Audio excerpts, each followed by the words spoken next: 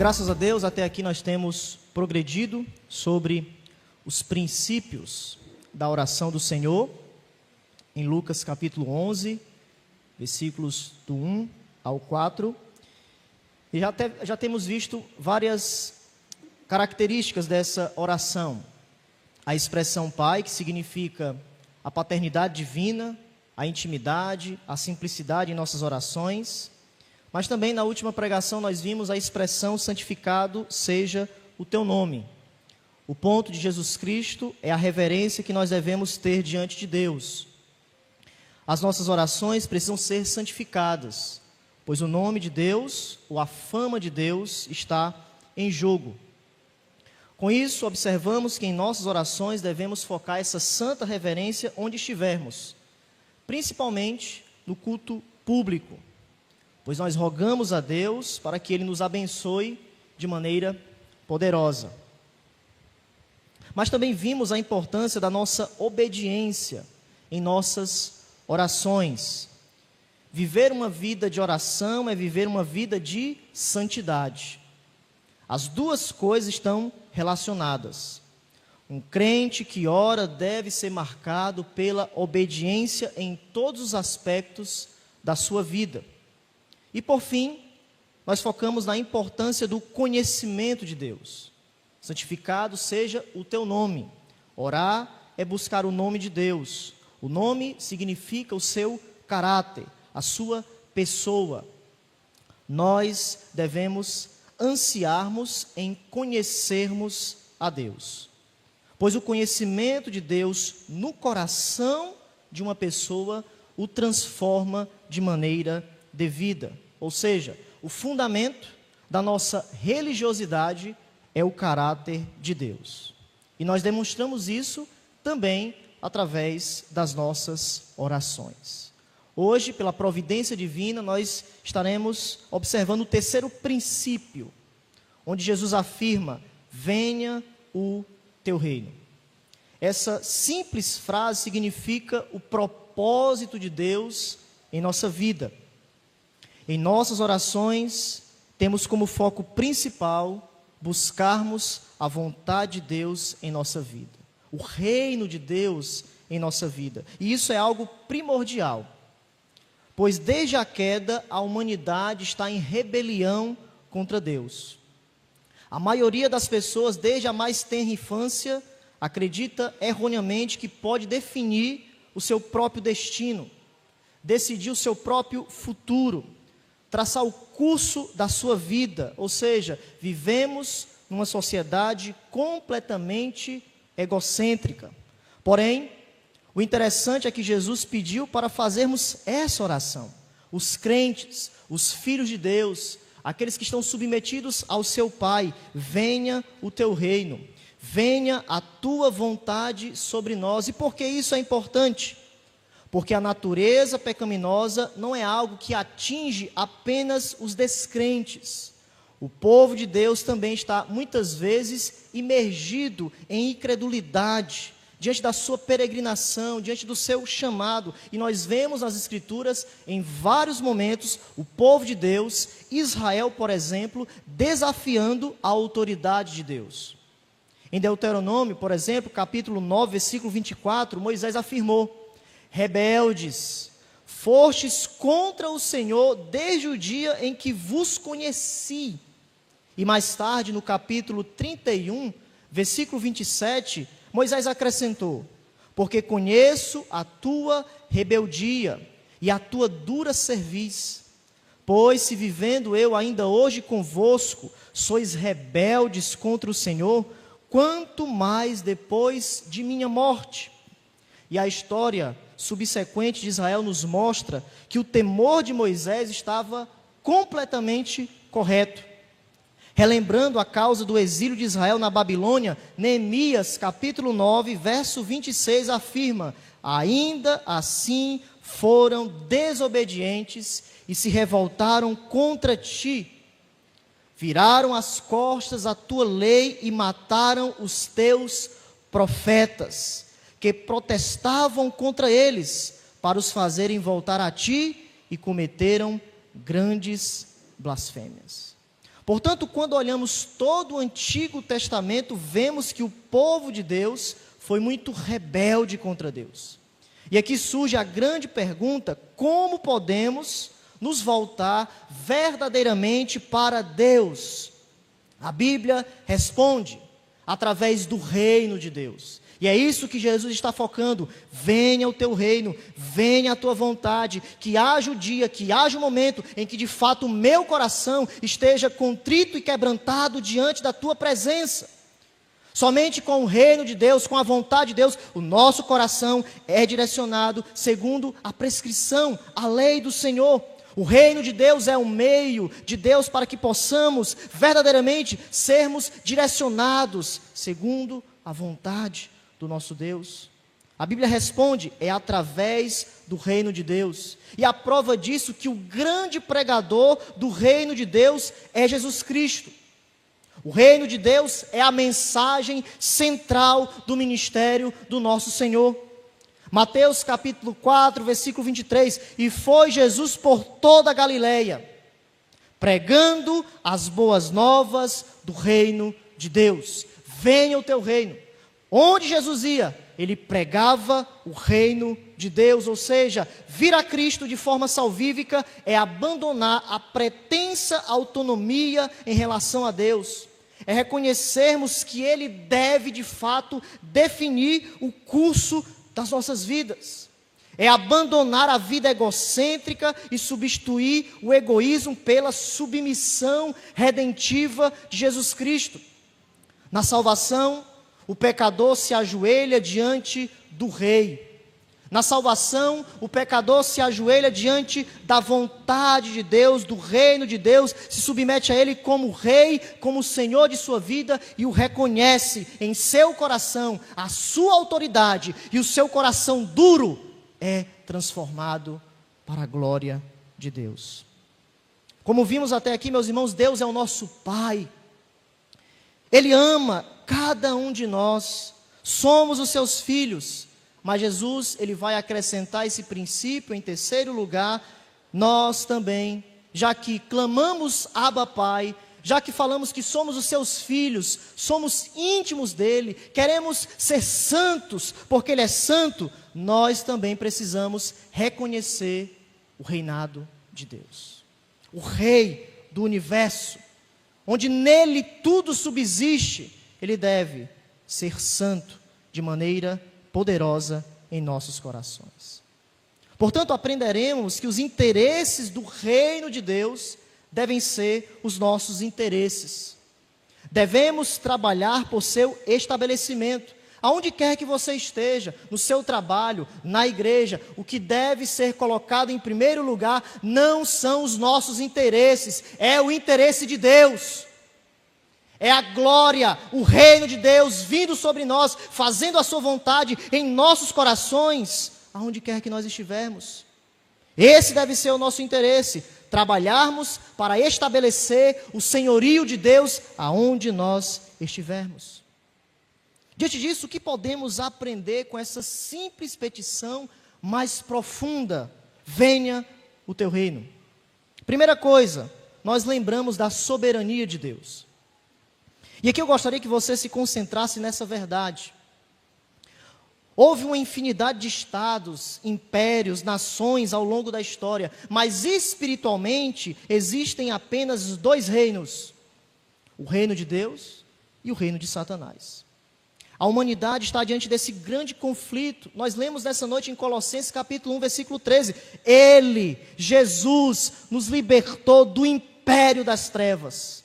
O Deus deste mundo, o Deus desse século, Satanás, Deus em Cristo nos tirou de lá e nos transportou para o reino do Filho do seu amor. Tendo sido resgatados do império das trevas e transportados para o reino do Filho do seu amor, o Filho amado, os crentes agora têm como objetivo maior. Não é objetivo em segundo, terceiro plano. O objetivo maior dos crentes é o avanço do reino de Deus. Os crentes amam, oram, almejam, anseiam aquilo que Deus anseia, porque o reino de Deus está com eles.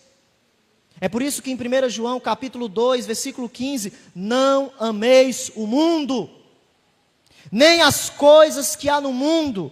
Se alguém amar o mundo, o amor do Pai não está nele. Parafraseando, o reino de Deus não está em você. Se você ama, se você almeja as coisas do mundo, você está distante de Deus, você está distante da vontade ou do reino de Deus. Porque o mundo aqui nessa passagem representa tudo aquilo que é contrário à vontade vivificadora do Pai. O amor do Pai não está nele. De maneira íntima, um relacionamento salvífico, um relacionamento objetivo e santo diante do reino de Deus. Mas os filhos de Deus buscam as coisas de Deus. Colossenses capítulo 3, versículo 1. As coisas lá do alto, onde Cristo vive, assentado à direita de Deus. Portanto, esse reino significa governo, sua soberania, sendo exercida sobre a criação, mas também sobre os nossos corações, sobre as nossas famílias, sobre a nossa igreja. O reino de Deus está conosco. E uma das formas de nós estabelecermos isso, em primeiro lugar, Jesus está dizendo, é através das nossas orações, ansiarmos em obedecermos à vontade de Deus. As nossas orações, como nós falamos hoje pela manhã, é um termômetro da nossa fé. E quando nós estamos perto de Jesus, nós queremos cumprir a sua vontade, estabelecer a sua vontade. Não há espaço para o egoísmo, não há espaço para a raiva, há espaço apenas para contemplarmos aquele que está à direita de Deus. Onde Cristo vive, é a sua vontade, é o seu triunfo sobre nós. O triunfo de Cristo sobre os nossos sonhos, sobre os nossos projetos, sobre os nossos desejos.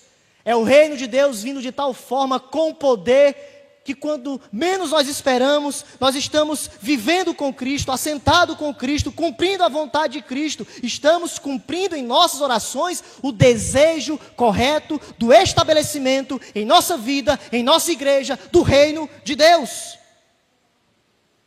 E esse deve ser o nosso maior anseio, meus irmãos, que Cristo faça a sua vontade em nossas vidas. Não deve haver espaço para nada, a não ser Cristo em nós, Cristo nos direcionando, Cristo como nosso capitão, Cristo nos transformando, Cristo direcionando toda a tribulação, Cristo mudando todo o sofrimento. Meus irmãos, não esqueça, esse era o tema da pregação de Jesus. Mais uma vez, Lucas 4, já vimos Mateus 4:43, capítulo 4:43 nos diz, é necessário, Jesus falando, que eu anuncie o evangelho do reino de Deus. É necessário. Por que é necessário? Porque nós somos pecadores.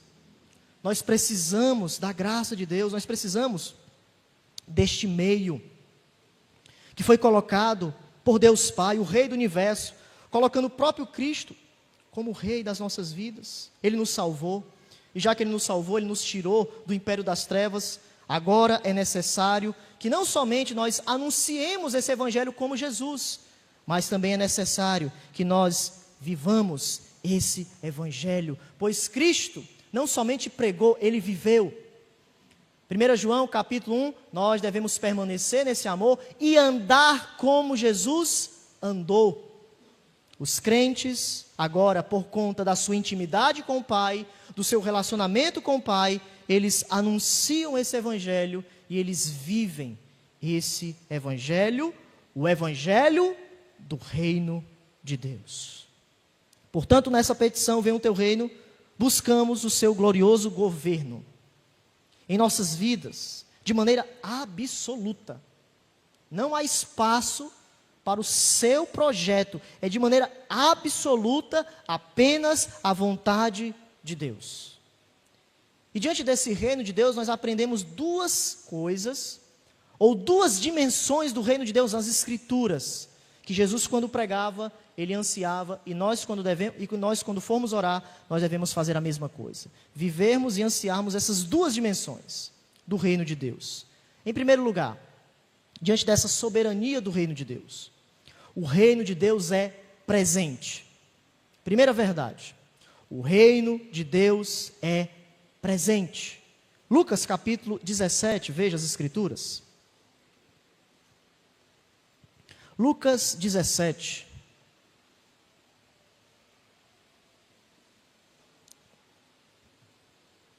Versículo de número 21.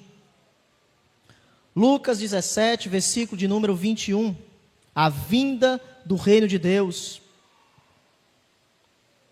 O povo judeu, os seus líderes em particular, não reconheceram a presença do reino. Os fariseus estavam, entre aspas, querendo estabelecer o reino de Deus, o reino político, o reino errôneo, mas o próprio reino de Deus estava perante eles, e eles não conseguiram enxergar, diante da visão incorreta dos seus projetos, dos seus anseios. Mas Jesus nos apresenta o reino presente. O reino era uma realidade, mas a incredulidade cegou os seus olhos, os olhos dos fariseus, ao ponto de eles não conseguirem reconhecer esse reino presente. Versículo 20. Interrogado pelos fariseus sobre quando viria o reino de Deus, Jesus lhes respondeu: não vem o reino de Deus com visível aparência, nem dirão, ele-o aqui ou lá está, porque o reino de Deus está dentro de vós. O reino de Deus está perante vós. Eu sou o precursor, eu sou aquele que veio cumprir o chamado de João Batista, o evangelho do reino de Deus. Então não esqueça, essa realidade presente é algo que nós precisamos vivenciar em nossas vidas. O reino de Deus está dentro de vós. Dentro de vós. Mateus capítulo 12, versículo de número 28. Mateus 12. Nós temos outra realidade desse reino de Deus presente. Nós temos várias características desse reino presente que nós veremos agora há pouco. Conversão, habitação do Espírito, arrependimento. É algo invisível, mas é algo que pode ser visto pelos frutos do Espírito em nossa vida. Mas também Cristo manifestou esse reino poderoso. Mateus capítulo 12, versículo 28, a Bíblia diz que trouxeram para Jesus um endemoniado, cego e mudo. E depois da cura de Jesus, ele passa a falar e a ver. Os versículos anteriores vão falar sobre isso. Mas o interessante, veja, mais uma vez, diante disso, os fariseus murmuravam, afirmando que aquela cura veio de Satanás. Porém, Jesus afirma que aquela cura era um sinal de que o reino de Deus havia chegado. O reino de Deus estava no meio deles, o poder de Cristo, os sinais da sua vinda. Veja o versículo 28, diante daquela discussão. Se, porém, eu expulso demônios pelo Espírito de Deus, certamente é chegado o reino de Deus sobre vós. As curas, os milagres, tudo que Jesus estava fazendo era um sinal do reino presente. E isso que vocês estão contemplando é algo do poder do Espírito Santo. O reino de Deus foi inaugurado no ministério de Jesus.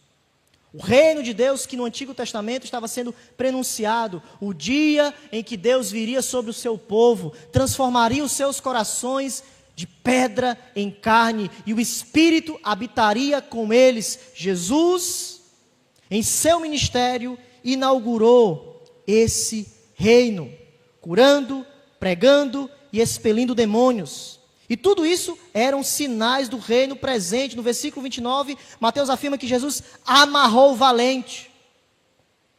Perceba.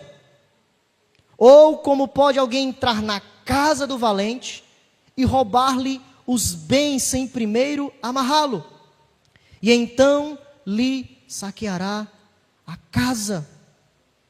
Veja, meus irmãos, que Mateus está afirmando que quando Jesus veio, a unção do Espírito veio sobre ele, ele começou a amarrar o valente. Quem é o valente aqui? Satanás.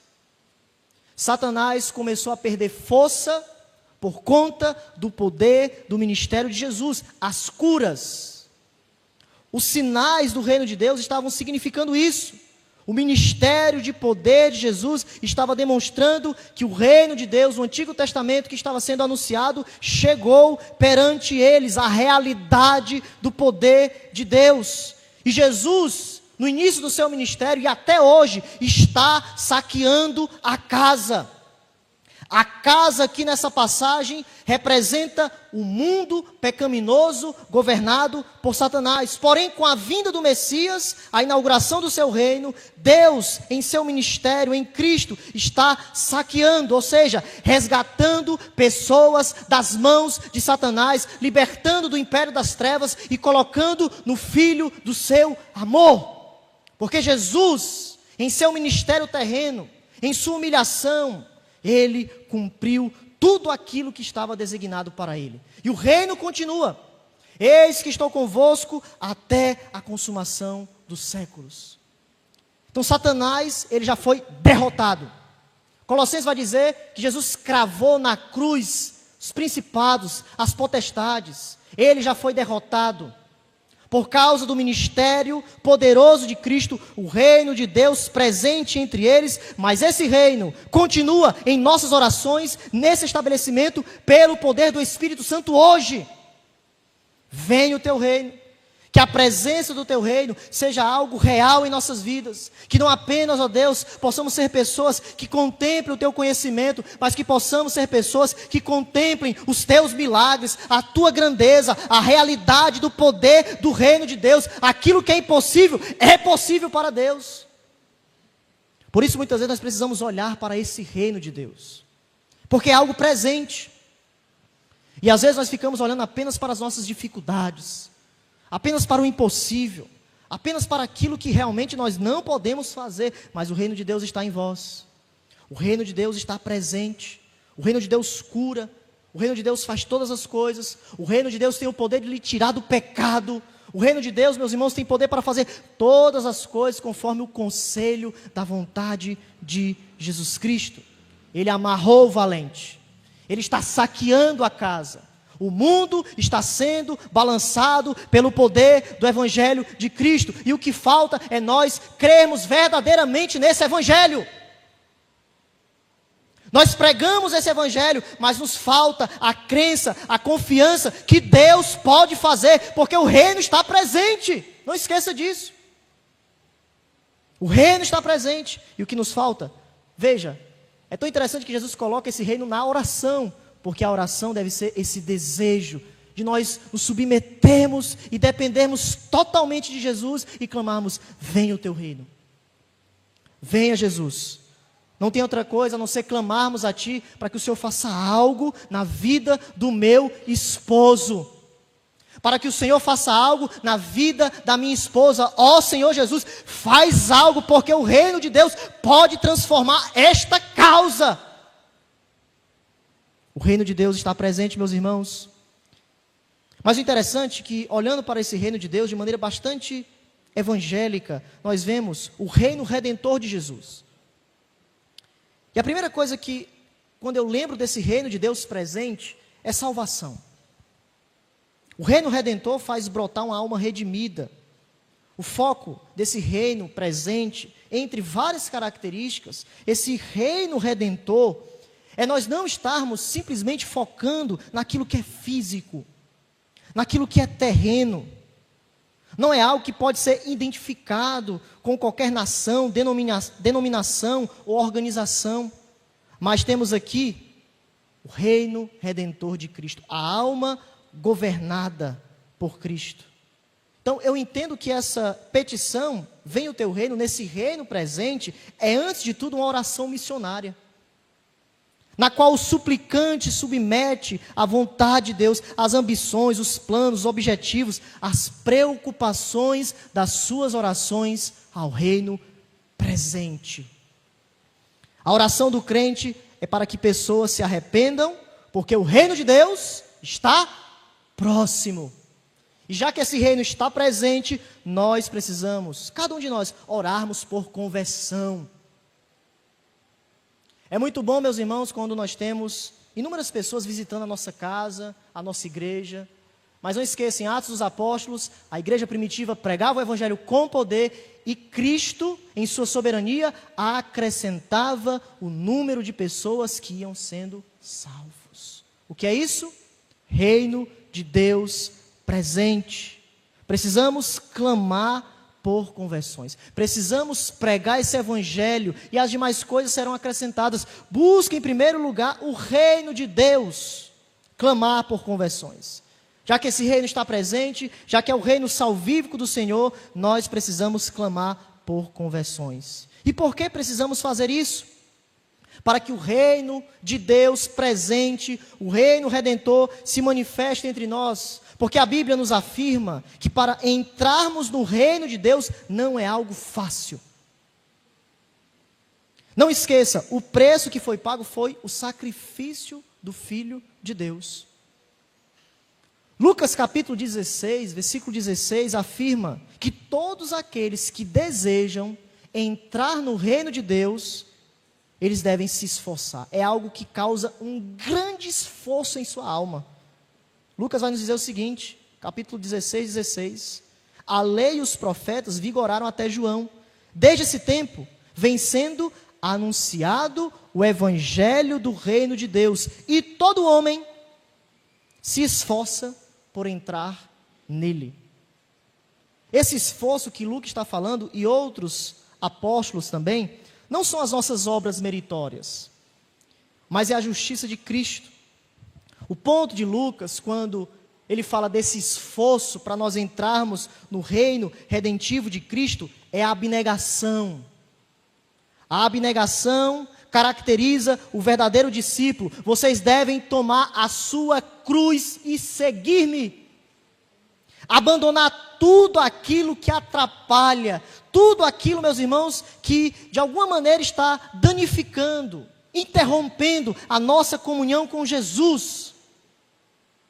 É tomarmos a nossa cruz e seguirmos a Jesus. Renunciar tudo o que possuímos para crer em sua verdadeira justiça. E todo homem se esforça por entrar nele. Isso significa o esforço. Não é o seu esforço próprio, é você tirar todos os seus desejos e apenas olhar para a justiça de Cristo. Jesus, certa feita, o próprio Cristo falou isso em suas palavras em Mateus capítulo 7, perceba. Essa cruz, essa abnegação, esse esforço santo do reino de Deus presente em nós, que nós precisamos fazer, essa conversão, essa salvação que nós precisamos clamar. Mateus 7, versículo 13 e 14. Olha só. Entrai. Por onde? Pela porta estreita. Larga é a porta e espaçoso o caminho que conduz para a perdição. E são muitos os que entram por ela. Porque estreita é a porta e apertado o caminho que conduz para a vida. E são poucos os que acertam com ela. Jesus está aqui colocando a imagem dos dois caminhos. Essa imagem dos dois caminhos era comum na filosofia judaica, e não judaica do primeiro século. Jesus pega essa imagem, essa ilustração, e coloca para o reino de Deus, para o reino redentivo. E Jesus afirma que a descrição de uma porta e uma estrada estreitas tinha o objetivo de mostrar que a lei de Cristo, apresentada no Sermão do Monte, que começa no capítulo 5, não era fácil. Seguir a Jesus verdadeiramente não é algo popular. E o que é que nós temos visto hoje? A popularidade. Todo mundo segue a Jesus. Todo mundo tem uns reels, né, com Jesus. Todo mundo fala do conhecimento de Deus. Mas o ponto é, está na porta estreita? Os ensinos de Cristo sobre o culto, as obras religiosas que ele fala nos versículos anteriores, a violência, o relacionamento com os inimigos, a nossa relação com os bens materiais, eram todos contrários aos costumes da época. Por isso que o Sermão do Monte é contra a cultura. Por isso que Jesus foi perseguido, por isso que aquilo nos fariseus religiosos causou um grande espanto. Porque Jesus foi contra toda a cultura daquela época, mostrando a vontade do reino de Deus e dizendo: a porta é estreita, apertado o caminho que conduz à vida. São poucos os que se acertam com ela. São poucos os que querem verdadeiramente seguir a Jesus de todo o seu coração. Mas o reino de Deus está presente e nós precisamos, meus irmãos, vivenciarmos isso. Nas parábolas de Jesus, Jesus comparou aqueles que entram no reino a um homem que encontra um tesouro no campo ou um comerciante que encontra uma pérola de valor inestimável. Olha só o capítulo 13. Perceba como o reino de Deus presente é ilustrado em suas parábolas, em seus ensinos. Capítulo de número 13, versículo 44 ao 46. O reino dos céus é semelhante a um tesouro oculto no campo, o qual certo homem, tendo achado, escondeu. E transbordante de alegria, vai e vende tudo o que tem e compra aquele campo. Abnegação. Ele sabe que aquele é o maior tesouro. Ele vai fazer de tudo para estar com aquele tesouro. Versículo 45. O reino dos céus é também semelhante a um que negocia e procura boas pérolas. E tendo achado uma pérola de grande valor, vende tudo o que possui e a compra. Então veja, as parábolas do tesouro oculto e da pérola de grande valor transmitem a ideia de que o reino é tão valioso que o indivíduo deve estar preparado para fazer o que for necessário para conquistá-lo. Meu irmão, minha irmã, o que falta para você estar perto de Jesus hoje? O que falta para você encontrar esse tesouro de grande valor, essa pérola de grande valor? O que falta você abandonar verdadeiramente para ser discípulo de Jesus? O reino presente significa isso. Salvação significa isso. Submetermos aos pés de Jesus Cristo. Se arrependermos dos nossos pecados, tomar a sua cruz. Dia após dia, negue-se a si mesmo. Dia após dia. Dia após dia. Mas também, nós temos, diante disso, desse reino presente, o reino futuro. O reino de Deus é presente, mas também o reino de Deus é futuro. E quando nós afirmamos que o reino é futuro, basicamente é a realização da vontade de Deus de maneira plena. O gozo das bênçãos que acompanham para aqueles que estão hoje vivenciando o reino presente. E da mesma forma que Jesus pregou sobre o reino de Deus presente em suas parábolas, ele também pregou nas suas parábolas sobre esse reino futuro. Nós temos as parábolas das bodas, do joio, das redes, das 10 virgens, que ilustram essa realidade de que Jesus está às portas, e o centro disso é que nós devemos sermos vigilantes. Por quê? Porque Cristo retornará. Os que estão no reino presente, aqueles que foram conquistados por Jesus, vem o teu reino, eles anseiam pela consumação de todas as coisas. Mateus capítulo 13, você que ainda está com a Bíblia aberta, versículo 47 em diante, a parábola da rede. O reino dos céus é ainda semelhante a uma rede que, lançada ao mar, recolhe peixes de toda a espécie. E quando já está cheia, os pescadores arrastam-na para a praia. E assentados, escolhem os bons para os cestos e os ruins deitam fora. Assim será na consumação do século. Sairão os anjos e separarão os maus dentre os justos e os lançarão na fornalha acesa. Ali haverá choro e ranger de dentes. Então veja, essa parábola ensina de maneira clara que no futuro, na consumação dos séculos, nós teremos uma grande separação. A separação dos justos e a separação dos injustos. Agora, e muitas vezes nós queremos fazer isso com as nossas próprias mãos, o julgamento incorreto, nós queremos estabelecer quem é salvo e quem não é salvo. Mas isso não nos cabe. O reino de Deus é semelhante a essa rede que é lançada. Chegará o dia em que Deus vai distinguir o trigo do joio. Agora não nos compete a fazermos isso. O dia para o acerto de contas é na consumação dos séculos. O que é que nós devemos fazer? Pregarmos o evangelho do reino de Deus. Pregarmos esse reino presente, ansiarmos por esse reino, mas não esqueça, chegará o dia daqueles que não olharam para o tesouro, para a pérola de grande valor, muitos serão colocados no fogo eterno. Na chama acesa que nos fala aqui, ali haverá choro e ranger de dentes. A segunda morte, como Apocalipse vai nos dizer, todos aqueles que estiverem fora da comunhão com Cristo, em seu retorno, estarão eternamente distantes de Jesus, da comunhão com Deus. Serão, aqui meus irmãos, julgados, segundo as suas obras. Venha o teu reino, significa, Jesus cumpre ou completa o início do teu ministério presente nessa terra. Porque não esqueça, no ministério presente, o reino presente, Jesus foi humilhado.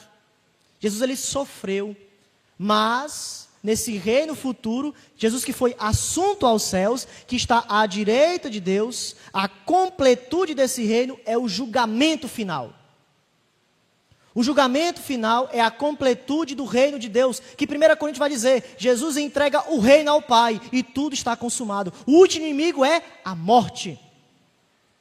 Então esse reino chegará futuramente em sua completude, e nessa oração, ou em nossas orações, nós devemos ansiarmos pela volta de Jesus. Mas antes disso, veja, o apóstolo Paulo também, 2 Timóteo, nós temos os apóstolos ou os discípulos também percebendo esse reino celestial, futuro em suas vidas.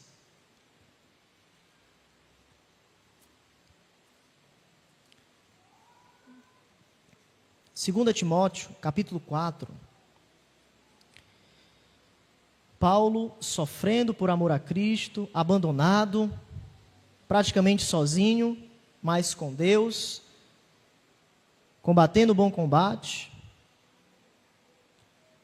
E veja o seu testamento aqui, algo glorioso. 2 Timóteo 4,18. O Senhor me livrará também de toda obra maligna e me levará salvo. Olha a confiança do santo apóstolo. O Senhor me livrou de tantos males, de tantos inimigos. O Senhor me protegeu de tantas tempestades. O Senhor, Timóteo, não esqueça, está me levando salvo. Mas para onde Paulo está indo? Olha só o que ele diz: para o seu reino celestial. Para estar com Cristo, para que no seu retorno esse reino celestial se cumpra em toda a terra. A Ele glória pelos séculos dos séculos. Amém. Timóteo, eu estou indo, eu tenho essa esperança quanto à obra futura do Senhor. Paulo sabia que a consumação de sua própria salvação estava próxima. Apesar de que a sua vida mortal não se prolongaria por muito tempo, Paulo sabia que seu futuro eterno estava garantido. O Senhor me levará salvo. O reino futuro irá ser consumado em nossas vidas. Então, embora o reino continue presente hoje, à medida que o Deus vivo governa os corações dos pecadores, aqueles que confiam nele, nós precisamos também, assim como Paulo e outros apóstolos, ansiarmos por esse reino futuro. E uma das demonstrações, quando nós estamos orando, venha o teu reino, além desse reino presente, além dessa percepção que nós estaremos com Jesus, é a vinda de Jesus. A segunda vinda de Cristo. 1 Coríntios capítulo 16.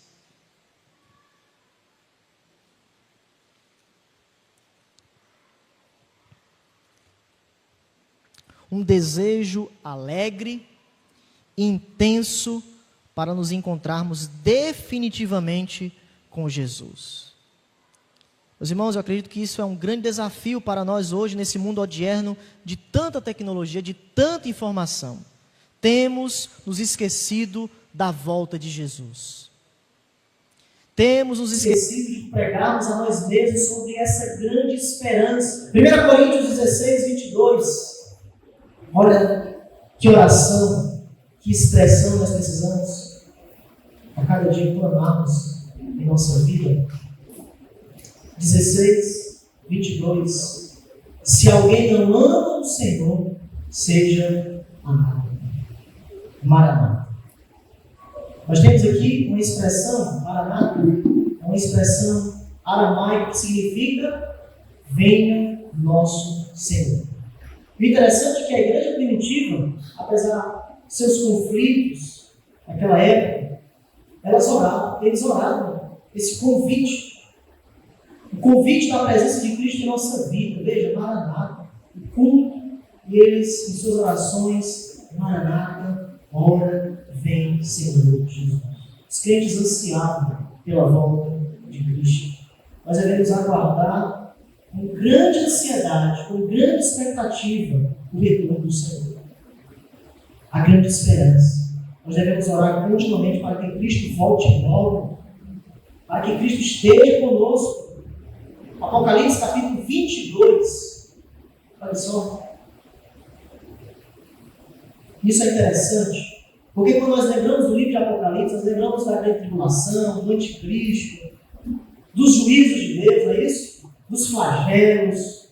Mas o foco do livro é a salvação promovida por Deus em Cristo. A ênfase na graça, no início e no fim, porque o livro de Apocalipse finaliza com a mesma expressão. Maranata, ora vem, Senhor Jesus. Olha só. Apocalipse 22, versículo 20 e 21. Aquele que dá testemunho dessas coisas diz, certamente, vem sem demora. Amém. Vem, Senhor Jesus. O último livro da Bíblia finaliza com essa expressão. A santa visão de João. João recebe a última certeza. Ele está na ilha de Patmos, sofrendo por amor de Jesus, mas ele não perde o seu desejo, o anseio de se encontrar, de que Jesus logo, logo volte. Os lábios de João é Maranata. Aquele que dá testemunho, aquele que viu os grandes, a ira de Deus, o juízo de Deus. O apóstolo se enche de alegria com palavras, com essa ansiosa expectativa. Ele espera o dia em que veria seu bendito Salvador face a face. E não mais em visão, porque ele teve uma revelação do alto, mas ele anseia estar face a face com Jesus Cristo. E aqui fica esse desafio para cada um de nós, desse reino presente. Nós que estamos clamando para que a vontade de Deus se cumpra em nossas vidas, não devemos nos esquecermos da volta de Jesus. A nossa grande esperança. O sofrimento que nós passamos é algo momentâneo comparado com a expectativa da gloriosa volta de Jesus. Que os nossos corações, meus irmãos, estejam nessa oração. Volta, Senhor Jesus. Maranata. Queremos termos um encontro contigo para todo sempre, a completude do momento em que nós estaremos para sempre com o Senhor. O grande encontro das nossas vidas. Então, quando nós orarmos, não esqueça, ore pela vinda de Jesus. Vigie. Não apenas lembre das suas necessidades, mas além de focar o reino de Deus, lembre, Jesus, esse evangelho precisa ser pregado em todo o mundo e o fim chegará. Você tem orado pela vinda de Jesus ou você tem ansiado pela vinda de Jesus? É tempo de nós orarmos e clamarmos por sua vinda. quão pobres as nossas orações estão. Nem sequer colocamos o desejo da vinda de Jesus. Nem sequer lembramos disso. Estamos tão preocupados consigo que nos esquecemos da completude do reino de Deus. Mas nessa noite, é tempo, pelo Espírito Santo, de nós sermos aquecidos pela volta de Jesus. O dia em que nós nos encontraremos com Ele. Mas enquanto Ele não retorna, nós temos a bênção de vivermos nesse exato momento o reino presente. E se você não é crente nessa noite, hoje pode ser o reino ou o dia em que Deus se manifeste em sua vida. O dia em que Deus, diante da sua morte e ressurreição, se manifesta ao seu coração ao ponto de você tomar a sua cruz, seguir a Jesus verdadeiramente, o caminho, a verdade e a vida.